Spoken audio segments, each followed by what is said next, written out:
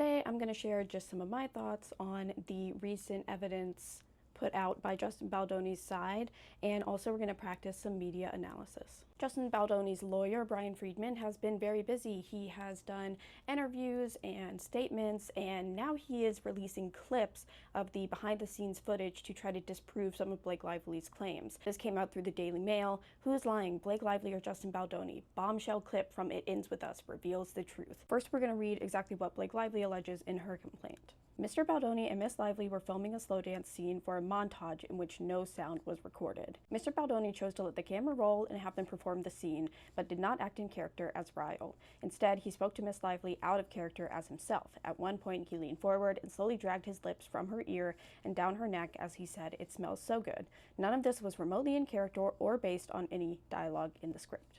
So what Blake Lively is alleging here is that Justin Baldoni was making inappropriate comments when they were filming. When they were talking, it was out of character, and then he says this, which she felt was inappropriate. According to Justin Baldoni's claim, this is based on a lie. Production was filming a romance montage of Lily and Ryle on their date. One of the producers played music to set the mood. Lively, consistently unable to take direction, insisted she really liked the idea of characters constantly talking. Baldoni, her director, and the film's assistant director disagreed. However, I don't see this shown in the clip, which I will play the clip right after this. In an attempt to encourage her to take his direction, Baldoni offered up that he and his wife often just look at each other's eyes silently, to which she responded like a sociopath and laughed. Baldoni laughed and shook it off. They win! Oh my gosh, we don't shut up. And Emily and I have we have these moments where Staring, you just stare. Literally we've done it for like 5 minutes. it's like, I think you would find it terrifying. We just literally hit each other and like when time. I found a sociopath. And like time stops. Yeah. But like that's just how it's been for us from the beginning. No, we're like, oh my god, there's not enough time. And they score again. I don't know. Again. It's like, oh my god, I forgot to tell you something else. I think that's cute. You guys are really cute. I think it's more than cute. They've won the Stanley Cup. I think it's amazing. Yeah.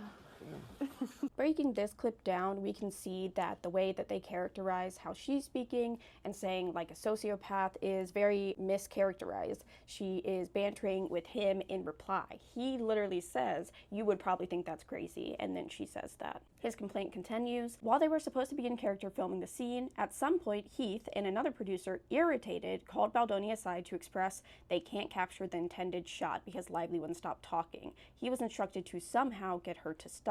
Lively continued to break character and speak as herself rather than Lily, which was extremely confusing for Baldoni, who was trying to balance directing the scene with his artistic vision.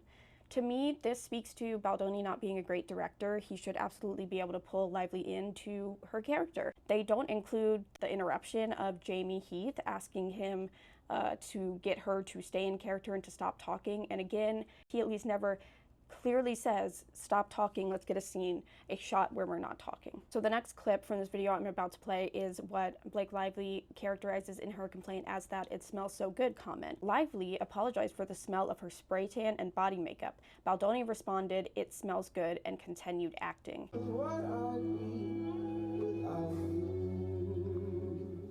Let's score another. I'm not getting beard on you today. I'm probably getting a spray tan on you. It smells good. Well, it's not bad. It's my body makeup. This is where, what Blake Lively said, there's this line between when are you acting, when are you directing, when are you in character, when are you out of character. The truth that is revealed through those clips is that he did keep going back and forth out of character, and then at one point said, "It smells so good," which was not in character. He is saying that as Justin Baldoni. This is a continuation from the other page. They were slow dancing, and that involves physical touching. Lively then took them out of character again and began to joke about Baldoni's nose, which he laughed off and joked in turn, even as Lively joked that he should get plastic surgery. This way, cross this way. Take your date across this way.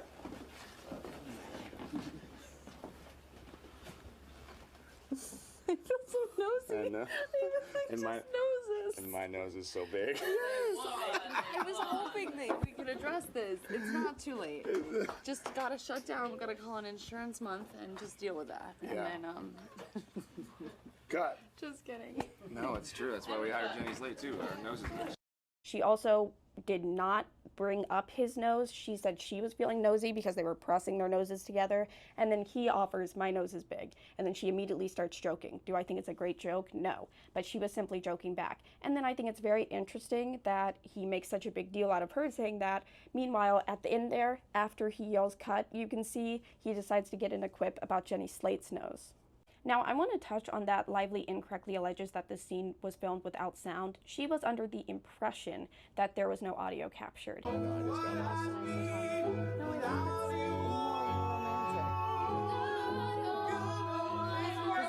We have no issue talking most of the time.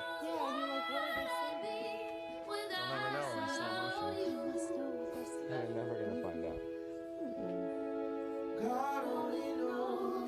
However, Justin Baldoni obviously has access to all of this behind the scenes, every single take that they've had, and so he should be able to translate this into his suits accurately. Like, his suit should be exactly what is happening in this video, yet we see a discrepancy. As you continue to see Justin Baldoni's legal team put out these stories, I just hope you are a little bit critical of it. Go back to the claim, see what Blake Lively actually said, and then see what they are misconstruing it to be in their lawsuit. And see how he takes advantage of Blake Lively not having access to this and therefore maybe not completely remembering how it happened and acting like she's falsifying her entire story. Meanwhile, he also misleads the audience and says that she made a comment about her spray tan smelling. He said that. They're going to continue trying to put out stuff that steers you away from the topic, that focuses on Blake Lively and how she did this and she's not likable and here's an interview from 12 years ago. But the actual fact is that it seems like Justin Baldoni was not good at directing and acting at the same time.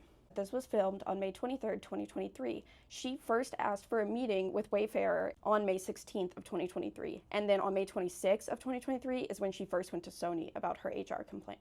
The media and a lot of influencers seem to be eating this up, but I really don't know how you can actually read through the suits, actually read through what Blake Lively is alleging, and then see what he is saying, which is that she's a diva on set and, oh, she was trying to take over the direction of the scene. None of that has to do with her actual allegations of being uncomfortable.